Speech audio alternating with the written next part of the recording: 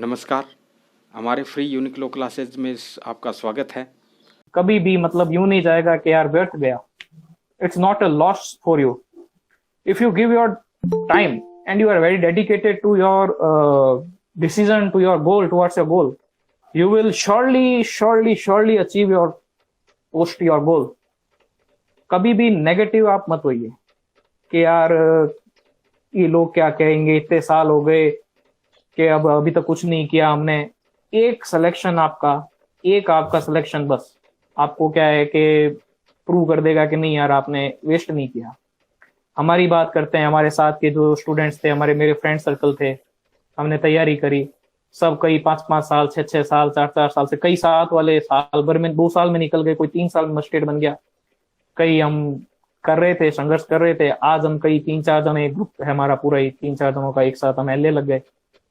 तो ये जो हमने तैयारी करी, तो इसका ये नहीं कह सकते कि यार हमने ऐसे ही मतलब धूड़ में लठ मारा, ये वाली बात नहीं थी.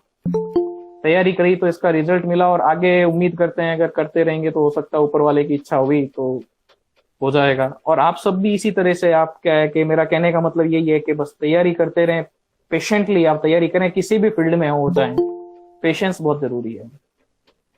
मतलब आप चाहे जुडिशरी की तैयारी कर रहे हैं, चाहे आप एज ए एडवोकेट आप प्रैक्टिस कर रहे हैं, चाहे आप अभी एलएलबी कर रहे हैं, अगर परसेंटेज भी ऊपर नीचे हो रहे हैं, कम आ रहे हैं, तो उससे आप डिप्रेस मत होइए. आपका अगर सिलेक्शन नहीं हुआ है, आप प्री नहीं कर पाए, कोई बात नहीं. मेंस नहीं कर पाए, कोई बात नहीं. इंटरव्यू में जाके आगे रह गए, कोई बात नहीं. तैयारी वापस कीजिए, कंटिन्यू करिए उसको आप, और वापस से नई आपकी कमियां निकालिए. देखिए कि यार आपने क्या किया, आपका कहाँ कमी रह गई, वो देख करके आप करिए वापस कंटिन्यू. कभी कभी परिस्थितियां अनुकूल नहीं होती है. अब जैसे मेरा बताता हूँ, फॉर एग्जाम्पल मेरा ही मैं बता रहा हूँ कि गुजरात का जब मेरा इंटरव्यू था, उससे जस्ट 20 दिन पहले मेरा इंजरी हो गई थी, एक मेजर इंजरी हो गई थी मेरे राइट हैंड के अंदर. मतलब एक्सीडेंट हो गया था, 18 स्टिचेज आ गए थे, और मतलब तैयारी सारी डिस्टर्ब हो गई, सब कुछ डिस्टर्ब हो गया. मेजर ऑपरेशन हुआ, 6 घंटे ऑपरेशन चला, मेरा राइट हैंड काम बंद हो गया करना. लेकिन फिर भी आपको क्या होता है कि 3 महीने बिस्तर में रहा, और उसी दौरान मैंने इंटरव्यू भी दिया. बेड रेस्ट था मेरा, लेकिन दिया कैसे भी करके. तो वो चीज आपको वापस क्या है कि ये ड्रॉबैक, ये सेटबैक्स कई आते हैं, आपको पीछे धकेलने की कोशिश करते हैं, लेकिन आपको हमेशा आगे चलते रहना है. इसी का नाम क्या है, जिंदगी है कि यार आप आगे बस संघर्ष करते रहिए. थोड़ा थोड़ा ही, अगर आप बहुत ज्यादा कोई ऐसी स्थितियां हो गई है कि आप नहीं कर पाए, तो थोड़ा थोड़ा ही पढ़िए. आधा घंटा ही पढ़िए, घंटा भर ही पढ़िए, कुछ भी पढ़िए, लेकिन छोड़े मत तैयारी. मेरा यही कहना है आपसे. और यही परसिस्टेंटली अगर आप तैयारी करते रहे, तो श्योरली आप साल, 2 साल, 3 साल जब भी होगा, आप श्योरली एक कोई पोस्ट तो जरूर लेंगे. तैयारी कंटिन्यू कीजिए आप. और सर जैसा आपको गाइड कर रहे हैं, आप उनकी गाइडेंस में, इसका पूरा गाइडेंस का आप पूरा मतलब वो मजा लीजिए, और इसका मतलब आप एकदम डेडिकेट होके सर के साथ आप बने रहिए सब. अगर आप कंटिन्यू इनके साथ सहयोग देंगे, तो सर का पूरा सपोर्ट है कि आपको पूरा सपोर्ट कर रहे हैं, और फ्री ऑफ कॉस्ट. ये बहुत रेयर है. बीकानेर में एक हमारे लेक्चरर हुआ करते थे, स्वामी जी. ये उन्हीं की परिपाटी को ये आगे कंटिन्यू करते जा रहे हैं. स्वामी जी थे जो फ्री ऑफ कॉस्ट पढ़ाया करते थे. बहुत पहले की बात बता रहा हूँ मैं आपको, 20 एक साल पहले की, 25 साल पहले की. उसके बाद में बीकानेर में 1-2 टीचर और हैं जो इस तरह से फ्री ऑफ कॉस्ट है, लेकिन वो LLB first year, second year, final year को एलएलबी ही पढ़ाते हैं ओनली. लेकिन सर जैसे आपको कंपटीशन की तैयारी करवा रहे हैं, आरजेएस की करवा रहे हैं, एपीपी की करा रहे हैं, एलए की करा रहे हैं, तो ये बहुत बहुत ही अच्छी बात है. आप इनके साथ अपना योगदान दीजिए और तैयारी अच्छे से कीजिए. और बस आपको नेगेटिव नहीं होना है लाइफ में. कितना भी आप आए, नेगेटिव मत होना. बस दुनिया कुछ भी कहे, तैयारी करिए आप. कईयों को 7-7 साल, अभी हमारे साथ की एक थी, वो 7 बार अटेम्प्ट दे चुकी है आरजेएस. 8वें अटेम्प्ट में 2017 की वैकेंसी के अंदर जब 31 वैकेंसी, तो 35 वैकेंसी थी, तब वो आरजेएस बनी है. पिछले 7 या 8 बार वो जाके आ चुके इंटरव्यू में. कभी प्री नहीं हुआ था, कभी मेंस नहीं हुआ, कभी एक बार इंटरव्यू हुआ, लेकिन अब वो जाके आई हैं और वो बन गई आरजेएस.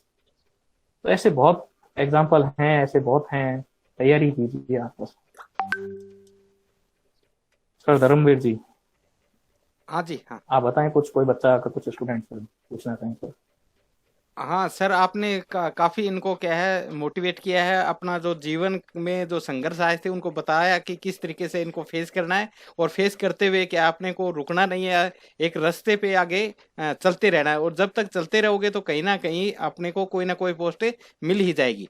तो अगर इस संबंध में अगर आपकी पर्सनल कोई क्वेरी है, या किस तरीके से अपने को पढ़ना है, या डायरेक्ट में किस तरीके से रीड आउट करना चाहिए, या केस लो कैसे याद करने चाहिए, इस संबंध में अगर कोई क्वेरी है तो वो पूछ सकते हो इनसे।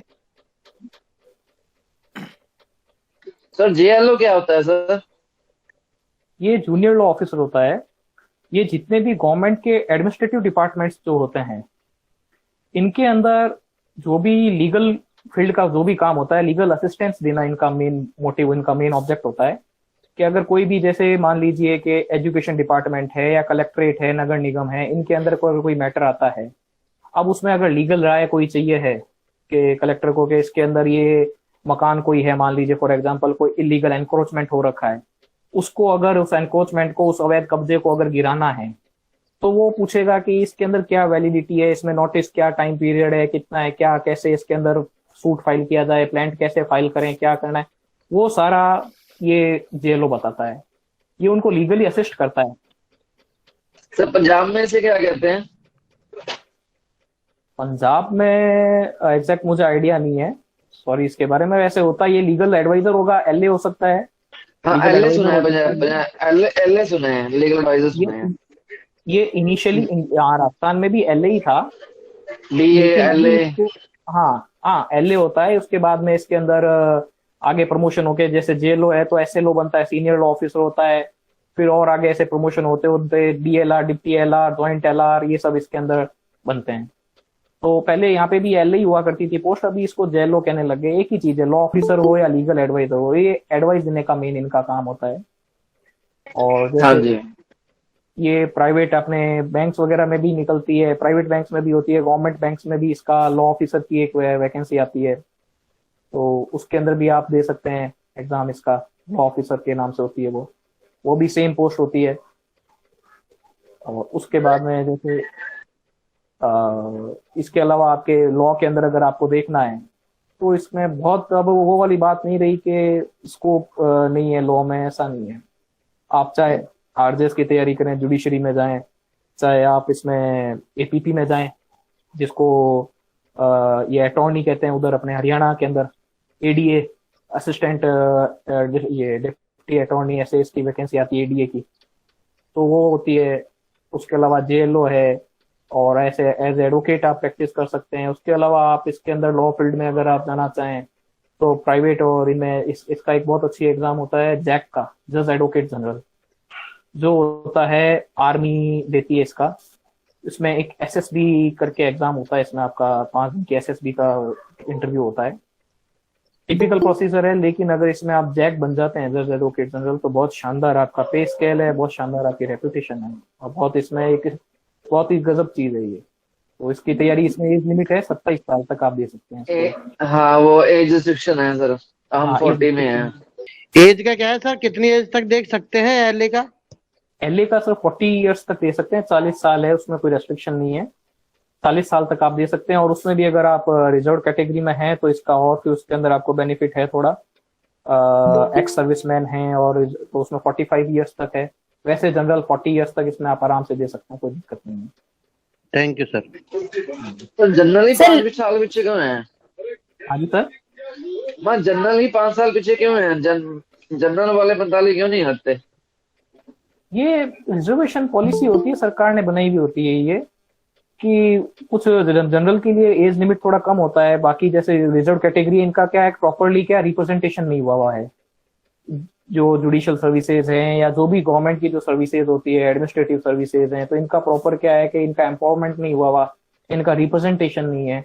इसलिए इसको बढ़ावा देने के लिए इनको कुछ रिजर्वेशन दिया जाता है, ताकि ये भी क्या है कि सोशली एंड एजुकेशनली क्या बैकवर्ड नहीं रहे, ये समाज के अंदर बराबर आ सकें सबके। इसलिए इनको थोड़ा रिजर्व कैटेगरी के लिए, इनके लिए थोड़ा सा अलग से प्रोविजन किया हुआ होता है। अभी जैसे जनरल के लिए भी अभी इन्होंने किया है, जो इकोनॉमिकली वीकर सेक्शन के लिए किया है, ईडब्ल्यूएस जिसको कहते हैं, उसके अंदर अभी प्रोविजन किया है कि जिनकी 8 लाख से ज्यादा की मदर या फादर, अगर 8 लाख से ज्यादा नहीं है जिनकी पर एनम इनकम, तो वो EWS का सर्टिफिकेट बनवा सकते हैं, उनके लिए 10% रिजर्वेशन सीट्स का किया गया है जनरल के लिए। तो ये ओके। है पॉलिसी है गवर्नमेंट की। सर एक्सपीरियंस भी तो चाहिए लीगल एडवाइजर के लिए, कितने साल का एक्सपीरियंस?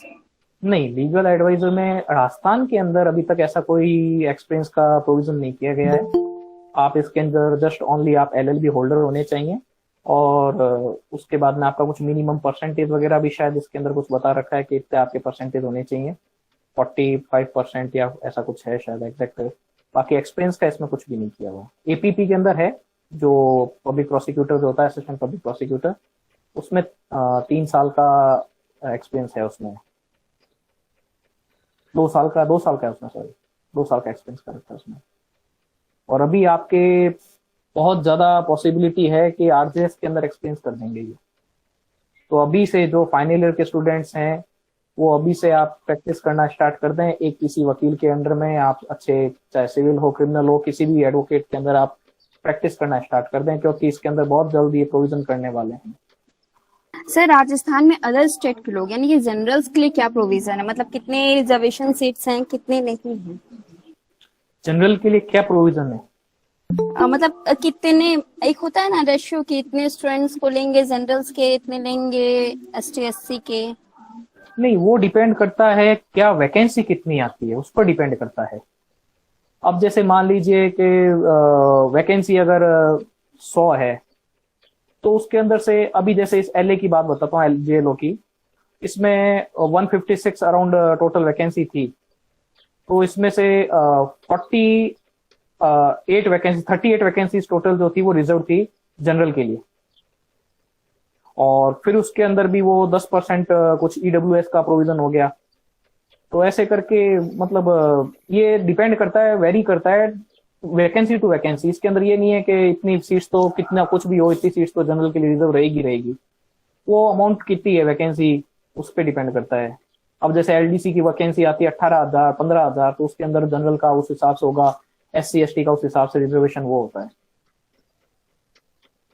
तो डिपेंड करता है, वैकेंसी पर डिपेंड करता है कितनी सीट्स रिजर्व रहेगी, कितनी नहीं रहेगी, ऐसा होता है। Okay sir. सर मेरा एक क्वेश्चन है। हाँ जी। हम जूनियरशिप के साथ तैयारी कर रहे हैं, अपनी प्रिपरेशन कर रहे हैं, तो हमें फिर जो हमारे सीनियर हैं उनके साथ हमें किस टॉपिक पर ज्यादा ध्यान देना चाहिए, क्या चीज सीखें जो हमें हेल्पफुल हो हमारी प्रिपरेशन के लिए? आप क्या कर रही हैं, प्रैक्टिस कर रही हैं अभी? जी सर, जूनियरशिप भी और प्रिपरेशन भी कर रहे हैं, CJ MP CJ। अच्छा, MPCJ कर रहे हैं।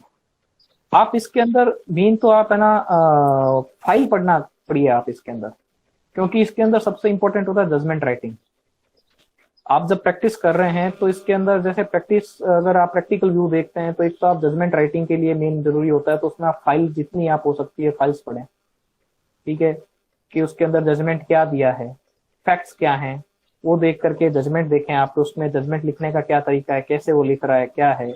और दूसरा जैसे प्रैक्टिकल क्वेश्चंस अगर इंटरव्यू के व्यू से देखे, पॉइंट ऑफ व्यू से, तो वो इंटरव्यू में पूछते हैं कि जैसे आपसे पूछा जाता है कि आप अपीयर होते हुए हैं क्या, कभी आपने प्रैक्टिस की है, आप कहते हैं हाँ सर लोअर कोर्ट में अपीयर हुए हैं, या तो पूछते हैं कि आप बेल में क्या प्रोविजन है, बेल में आप कैसे कौन सी कोर्ट में लगाते हैं, अगर नॉन बेलेबल है तो कहाँ लगेगी, और एंटीसिपेटरी बेल है तो फिर उसके अंदर वो पूछते हैं आपसे कि ड्राफ्टिंग कैसे आपने, अपील के अंदर कभी अपीयर हुए हैं क्या, अपील में आपने लगाई है क्या।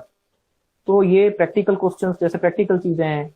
अब आप अभी अगर प्रैक्टिस करते हैं तो आपको हाजिरी माफी पता होनी चाहिए, जो इसके उर्दू शब्द हैं, हाजिरी माफी क्या होती है, ठीक है, और कौन से सेक्शन के अंदर है। अब CRPC में 317 में ये हाजिरी माफी का प्रोविजन है, ठीक है। अभियुक्त नहीं आता है, विटनेस नहीं आता है, तब अपने उसमें हाजिरी माफी का एक परफॉर्म आता है बाकायदा, वो लगाते हैं अपन। उसके अलावा भी कई जैसे प्रोविजन होते हैं, ठीक है। तो आपको ये प्रैक्टिकल छोटे मोटे आने चाहिए। लोअर कोर्ट में प्रैक्टिस करते हैं अगर आप, तो आपको ये पता होना चाहिए कि भाई कि वहाँ पे किस कैडर के क्या क्या जुडिशरी आपके कोर्ट में अभी है, आप जिस डिस्ट्रिक्ट में जिस जगह आप काम कर रहे हैं वो कौन सी का CJM कोर्ट है या सेशन कोर्ट वहाँ पे बैठती है, कितनी उसकी आउटसाइड कोर्ट है, उसकी आउटसाइडिंग कोर्ट्स कितनी है। जैसे बीकानेर के अंदर है तो बीकानेर में कौलायत के अंदर इसकी आउटसाइड कोर्ट्स हैं, डूंगरगढ़ के अंदर इसकी ये JM फर्स्ट बैठता है डूंगरगढ़ में। तो बीकानेर के आसपास 8 या 9 कोर्ट्स इसकी और है। तो आउटलाइन कोर्स कहते हैं इनको। तो इसी तरह से आपको प्रैक्टिकल क्वेश्चंस थोड़े बहुत पूछ सकते हैं इंटरव्यू में। और बाकी अगर मेंस के अकॉर्डिंग आपको देखना है तो आप फाइल्स पढ़ें, तो जजमेंट बहुत जरूरी है। बाकी आपको सीनियर्स के साथ कुछ टॉपिक्स ऐसे होते हैं जिन पे आपको डिस्कस करना जरूरी है, जैसे बेल है, अपील है। मेन तो बेल के प्रोविजंस आप अपने सीनियर से डिस्कस करें। आप क्वेश्चन अभी जैसे आरजेएस में आया हुआ है एक क्वेश्चन के कब पुलिस वाला क्या है कि नॉन बेलेबल केस में क्या पुलिस वाला बेल लेके छोड़ सकता है, तो इसके अंदर 437(1) के अंदर एकदम प्रोविजन कर रखा है कि पुलिस वाला क्या है नॉन बेलेबल केस में भी थाने से आपको छोड़ सकता है। उसके अंदर सुप्रीम कोर्ट का एक केस लॉ है, मेरे को याद नहीं आ रहा है एग्जैक्ट, उसके अंदर गाइडलाइन दे रखी है कि वो नॉन बेलेबल मैटर के अंदर भी पुलिस वाला उसको छोड़ सकता है अगर वो उसको लगता है कि भाई ये हमारे को इन्वेस्टिगेशन के अंदर कोर्ट को 437(1) का एक परफॉर्म आता है, वो क्या है कि पुलिस वाले भर के भेज देते हैं कि साहब ये हमारे को इन्वेस्टिगेशन के अंदर क्या है कि हेल्प कर रहा है और इसकी हमें रिक्वायरमेंट अभी नहीं है तो हम इसको जमानत पर छोड़ रहे हैं। और उस बंदे को बता देते हैं कि भाई अगली तारीख पेशी आपकी इतनी, इस तारीख को आपको कोर्ट में हाजिर होना है, और थाने से उसकी बेल लेके नॉन बेलेबल ऑफेंस के अंदर उसको छोड़ देते हैं। ये ऐसे कई क्वेश्चंस प्रैक्टिकल बहुत बनते हैं इस टाइप के, तो वो आप सीनियर्स के साथ डिस्कस करें।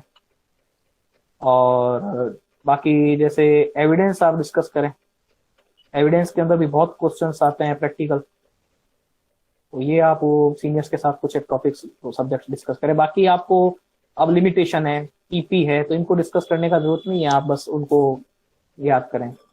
लेकिन सीआरपीसी की कुछ प्रैक्टिकल प्रोविजंस हैं, इसके एविडेंस क्या हैं, इनका आपको डिस्कस करना चाहिए। Hello, good evening sir. Good evening. Sir मेरा एक क्वेश्चन है हाँ जी। कि आप जो एलएलबी के बाद जो 3 साल की प्रैक्टिस आरजेएस के लिए कंपल्सरी की है, सर वो एलएलबी के बाद अगर 3 साल बाद ये जो प्रैक्टिस है और उसके बाद भी अगर अपन आरजेएस के लिए अप्लाई कर सकते हैं तो फिर एलएलएम साथ में चलती है या फिर 1 साल की वो प्रैक्टिस भी हो जाए, ऐसे नहीं हो सकता? या फिर उसके अलावा 3 साल की प्रैक्टिस कंपल्सरी है? नहीं, एलएलबी के बाद आपकी 3 साल की प्रैक्टिस होनी चाहिए। जिस दिन आप एज ए लॉयर एनरोल हो जाते हैं बार काउंसिल ऑफ राजस्थान में, उस दिन से आपका you must have 3 years of experience. और उसके दौरान आप अगर एलएलएम कर रहे हैं तो उससे कोई इशू नहीं है, लेकिन आपका 3 साल का एक्सपीरियंस होना जरूरी है। अभी ये प्रोविजन अभी इस वैकेंसी में अभी चल रही है, तो उसके साथ नहीं हो सकता क्या वो, मतलब जैसे स्टडी के साथ? कैसे, क्या कह रहे हैं, वापस रिपीट करें। जैसे स्टडी चल रही है, मतलब एलएलबी तो कंप्लीट हो गई, उसके बाद एलएलएम 2 साल की हो गई, फिर मतलब 1 साल बाद भी अपन अप्लाई नहीं कर सकते? हाँ, कर सकते हैं आप। एक्सपीरियंस होना चाहिए आपको। 2 साल एलएलएम हो गया, 1 साल और करके आप कर सकते हैं। वो एक्सपीरियंस होना चाहिए बस। उसके अंदर अब कई बार क्या होता है कि अब जैसे कुछ एक वैकेंसीज आती है, अभी बैंकिंग के अंदर आती है वैकेंसीज, जनरल मैनेजर लॉ की और की ऐसे आती है, तो उसके अंदर वो क्या करते हैं, अभी तक आरजेएस ने ये प्रोविजन किया है नहीं किया मुझे नहीं पता, बाकी उसमें क्या करते हैं प्रोविजन के उसमें लिखा होता है कि you must have 5 years of experience. तो उस 5 year के अंदर वो क्या करते हैं कि कहते हैं कि आपको पिछले 5 साल के अंदर इतने जजमेंट के अंदर आपका नाम होना चाहिए, प्लस पर ईयर 3 जजमेंट के अंदर नाम होना चाहिए। अब जैसे एडीजे है, एडीजे के अंदर 10 जजमेंट में आपका नाम होना चाहिए, तो वो उसके अंदर ऐसा कोई ईयर नहीं डाला हुआ, चाहे आप 1 साल में 10 जजमेंट में नाम हो, चाहे पिछले 10 साल में आपका 10 जजमेंट में नाम हो, वो कोई इशू नहीं है। लेकिन कई एग्जाम्स, जैसे मैं बैंकिंग का बता रहा हूँ आपको, जनरल मैनेजर लॉ की वैकेंसी आती है, उसमें ये लिखा हुआ होता है कि जैसे पिछले 5 साल का आपके पास एक्सपीरियंस है तो पर ईयर आपके 3 जजमेंट के अंदर नाम होने चाहिए। अब वो 3 जजमेंट में नाम होना मुश्किल हो जाता है। अपन किसी को अगर कह करके अपना नाम डलवाना चाहें तो डल नहीं सकता पर ईयर 3। हाँ, 5 साल के अंदर अगर वो कहते हैं 5 या 10 में होना चाहिए, तो अपन किसी भी 2-4 वकीलों को कह के लिए आजकल प्रैक्टिकल ये चलता है कि भी मेरा नाम डलवा दो आपके जजमेंट में, आप फाइनल जो स्टेज पर केस है उसमें आपका नाम फाइल में आ जाता है। लेकिन ये चीज आरजेएस के अंदर अभी ऐसा किया नहीं है। अभी 3 साल वाला करेंगे, पॉसिबिलिटी है एकदम कि 3 साल का एक्सपीरियंस कर देंगे। अब इस वैकेंसी में भी कर सकते हैं, जो आएगी तो कर सकते हैं, लेकिन इसके अंदर आप एलएलएम और 1 साल का वैसे हो सकता है, कोई दिक्कत नहीं है। हाँ सर, ये पूछना चाह रहे हैं कि एलएलबी फील्ड में एजुकेशन का क्या रोल है, स्कोप ऑफ एलएलबी फील्ड में एजुकेशन का। तो एजुकेशन तो एक तरीके से है ही। चल नहीं, ये एजुकेशन फील्ड में एलएलबी का स्कोप पूछ रहे हैं या हाँ एलएलबी के अंदर एजुकेशन का स्कोप पूछ रहे हैं? In the field of education.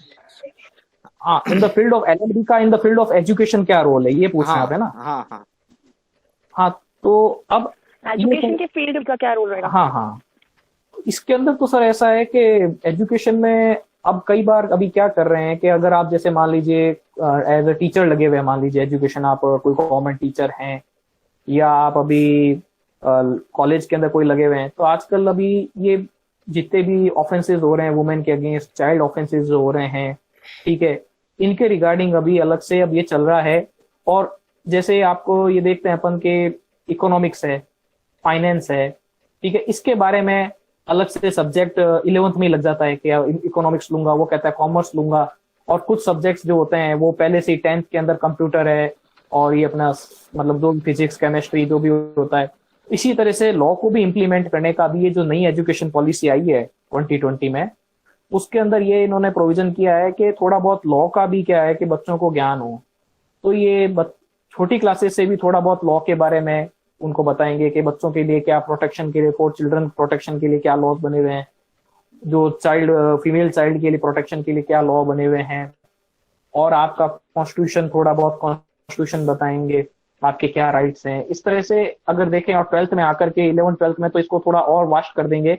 और अभी इनफैक्ट कई स्कूल के अंदर ये स्टार्ट भी हो चुका है कि कई मतलब स्कूल्स हैं जिसमें आपके ह्यूमन राइट्स के बारे में थोड़ा बहुत सब्जेक्ट्स होते हैं, उसके बहुत बेसिक चीज चलती है उसके अंदर। ऐसे ही आईपीसी के कुछ प्रोविजंस होते हैं, पॉक्सो के प्रोविजंस होते हैं, बहुत बेसिक चीजें होती है, ज्यादा डिटेल में नहीं। और इसी तरह से अगर आप हायर एजुकेशन में देखते हैं अगर, तो हायर एजुकेशन के अंदर भी क्या है कि जैसे एमबीए वगैरह हो रही है, तो उनके अंदर भी आपको लॉ में अगर आपने आईपीआर में एलएलएम किया है, इंटेलेक्चुअल प्रॉपर्टी राइट्स में किया है, चाहे इंश्योरेंस में आपने एलएलएम किया है, तो उस चीज को लेकर के एमबीए के अंदर आपको बुलाया जाएगा। अब मान लीजिए अभी साइबर क्राइम बहुत ज्यादा चल रहा है, तो साइबर क्राइम में मान लीजिए कोई डिप्लोमा किया, एक्सपर्टाइज है आपके पास, तो आपको एज उसमें कॉलेज में बुलाया जाएगा, गेस्ट फैकल्टी है या एज आपको एक्सपर्ट के रूप में उसमें बुलाते हैं और आपके बारे में लेक्चर्स वगैरह होते हैं। और जैसे ह्यूमन राइट्स पे हो गए, आईपीआर पे हो गया कि भाई पेटेंट क्या है, आईपीआर क्या है, ठीक है, और ये सब चीजों के बारे में आपको, तो इसका स्कोप तो है, एजुकेशन में भी है, नो डाउट, लॉ का। सर आप बोलिए। हाँ, एज ए असिस्टेंट प्रोफेसर के का पद भी जो होता है एजुकेशन में, जैसे लेक्चरर होता है, तो वो भी के प्रोफेसर एजुकेशन में ही आता है। बिल्कुल सही है ये बात इनकी। हाँ सर, ये जैसे धर्मवीर जी आप खुद जैसे हाँ इसी फील्ड में हैं, हाँ हाँ आप खुद असिस्टेंट प्रोफेसर लगे हुए हैं, तो इसके अंदर आप लॉ करके और एलएलएम कीजिए, एलएलएम करके नेट क्वालिफाई करें। नेट में अगर आपके जेआरएफ लग जाती है तो बहुत बहुत शानदार, बहुत अच्छी बात है। और जेआरएफ करके आप इसके अंदर एज असिस्टेंट प्रोफेसर कॉलेज में आप अप्लाई कर सकते हैं, प्राइवेट कॉलेज में। और जब वैकेंसी आती है, मान लीजिए अगर इसकी गवर्नमेंट लेक्चरर्स वगैरह की, तो उसके अंदर आप अप्लाई करें। बहुत शानदार पोस्ट है ये गवर्नमेंट असिस्टेंट प्रोफेसर की, और बहुत ही मतलब एक रिलैक्स जॉब है। अपने लेक्चर्स लिए 2-3 जो भी हैं और आनंद की एकदम बढ़िया लाइफ है। तो इसका है लॉ का, आप एज असिस्टेंट प्रोफेसर भी लग सकते हैं इसमें। अभी जैसे वैकेंसीज आई हुई असिस्टेंट प्रोफेसर की, राजस्थान गवर्नमेंट में आरपीएससी कंडक्ट कराएगी इसका एग्जाम, शायद 8 वैकेंसीज है इसकी लॉ की। हाँ जी हाँ जी। तो उसके अंदर आप अगर एलएलएम हो रखा है, नेट क्लियर हो रखा है गौरव जी, तो आप इसमें अप्लाई, अब तो खैर चला गया इसका, लेकिन आई थिंक वापस इसका वो करेंगे, रीओपन करेंगे, वापस फॉर्म्स वगैरह सबमिट करने का होगा इसमें शायद सिस्टम अब, है ना? क्यों धर्मवीर जी? हाँ होगा, एक बार वो बैकवर्ड वाला भी तो कुछ इसमें है अभी। हाँ हाँ, वही बस। हाँ जी हाँ जी। तो बैकवर्ड वाला वो भी स्टे लगाया था इन्होंने, तो उस वजह से इसमें वापस सब अप्लाई करेंगे। वो ईडब्ल्यूएस का उसमें कोटा नहीं किया गया था एक्चुअली। हाँ वो नहीं किया था इसलिए और वो फिर उसमें वो सेट वालों को भी इसमें एलिजिबल नहीं किया गया था। तो वो सेट वाला भी होगा, सबसे वापस दोबारा इसमें होगा, ओपन होगा, आप अप्लाई कर सकते हैं। हाँ मुनीष जी, आप कुछ पूछ रहे थे सर? हाँ सर, मैं पूछ रहा था, जैसे हम करते करते 43 साल के हो जाएंगे, 21 में डिग्री मिलेगी, 2 साल की फिर आगे प्रैक्टिस भी करेंगे। हाँ जी, तो अगर हम चाहे भी जगह खाली है तो सरकार के बस केस डलवा कर जी डलवा सकते हैं, अभी हमें 2-3 साल का 4 साल का रिजम्पशन दे दिया जाए, या दे सकते हैं वो रिलैक्सेशन पीरियड का, अभी जब 40 के ऊपर हो चुके हैं। नहीं, क्वेश्चन नहीं समझा मैं सर आपका, क्या कह रहे हैं आप? मान लीजिए सर पढ़ाई करते करते हम 43-44 के हो जाते हैं प्रैक्टिस करते करते, तो क्या सरकार के हाँ जी। पास केस डालकर कोई रिलीफ ले सकते हैं? अभी हमें पढ़ाई करने में देरी हो गई है, इसलिए हम ये कर नहीं पाए, 10 साल हमें फ्री रहना पड़ा, इसलिए हमें वो पीरियड अब जब्त किया जाए। नहीं, ऐसा तो जनरली तो नहीं होता, वो कॉज देखा जाता है। अब जैसे अभी आपको मैं बताऊं, ये पेंडेमिक कोविड-19 जो चल रहा था, इस दौरान कई आईएएस जो यूपीएससी की तैयारी करते हैं उन कैंडिडेट्स ने रेट लगाई थी कि अभी 2020 के अंदर जो कोविड चला तो हमारी तैयारी नहीं हो पाई, और कुछ कईयों ने उनकी रेट ये थी कि भाई हम ओवर एज हो गए, एग्जाम कंडक्ट वो हुआ नहीं था पिछले साल प्रॉपरली, इसका स्टे आगे वो एक्सटेंड होता गया, और उन्होंने कहा कि हम ओवर एज हो गए, हम हमारे लास्ट पड़ाव पे थे उम्र के, और एग्जाम हुआ नहीं, इसलिए हमें रिलैक्सेशन दिया जाए, 1 साल का हमें एक्सटेंशन दिया जाए। तो सुप्रीम कोर्ट ने इसके अंदर मना कर दिया था कि भाई ये अब इस तरह की नेचुरल कैलेमिटी है, ये आपदा, प्राकृतिक आपदा, इसके अंदर किसी का वश नहीं चलता है, तो उन्होंने मना कर दिया कि हम ऐसा कोई रिलैक्सेशन नहीं दे सकते, अगर आपको देते हैं तो ऐसे कई वैकेंसीज के अंदर कई जने रेट्स लगा देंगे, तो उन्होंने मना कर दिया था।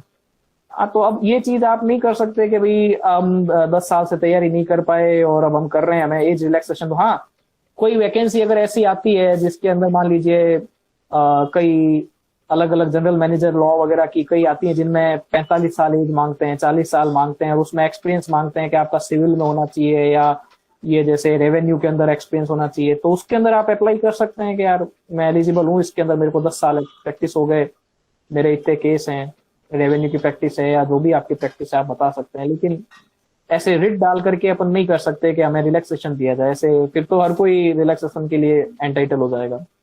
भाई जैसे भी हमको पढ़ाने वाला नहीं था, या हम खुद करने वाले थे, या जैसे जो भी है, जो भी रीजन डाल सके, 10-15 साल हम नहीं पढ़ सके, हालात ऐसे थे। ये तो क्या कहते हैं, एक्सेप्शनल केस हो गया ना सर EWS का जो प्रोविजन है वो केवल अपने स्टेट के लिए एप्लीकेबल है या फिर अदर स्टेट के लिए भी? नहीं, वो EWS का ऑल ओवर इंडिया उन्होंने प्रोविजन किया है।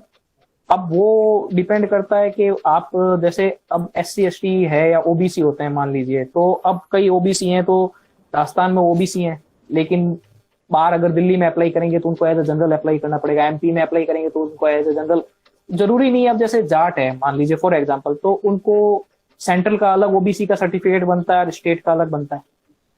तो वो चीज है कि इसके अंदर अब आपकी कम्युनिटी को जनरल को उसको जनरल माना है दूसरी स्टेट में या EWS मान रहे हैं, वो डिपेंड करता है।